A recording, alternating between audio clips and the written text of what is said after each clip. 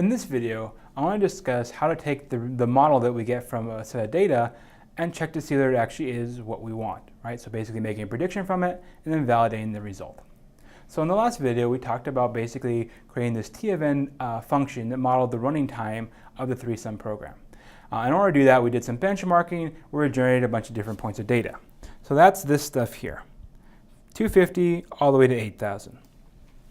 So from this, right, we used kind of a regression-like technique in the last video to create this T of n function.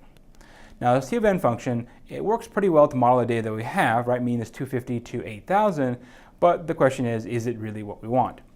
So what we'll do is the following. The first thing is we'll make a prediction. So in this case, I have basically the next largest data set at size 16,000, and what I'll do is basically just evaluate my function for that particular input size.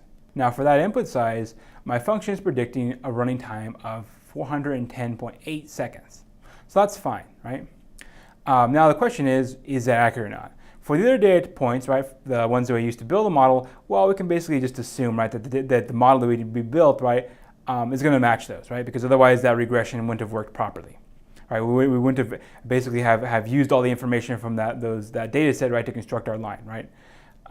Usually, right, if we feed it into a program, then yeah, I did analyze all of them, and it gives us back a line that matches everything there as well as it can. Now, though, we have a new data point that wasn't in that data set.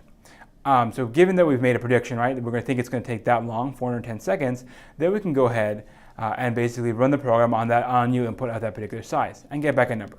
Now in this case, we get back something a little bit different. We get 408, which is a little bit off from what we predicted, but that's pretty close. So maybe you could ask yourself, right, is this good enough? Do we call it a day here?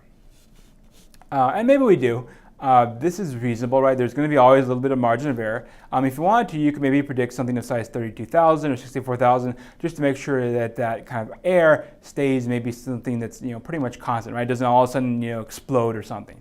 But okay, it should be fine for now. All right. So based on what we have here, the T of n function that we created, that's going to be fine.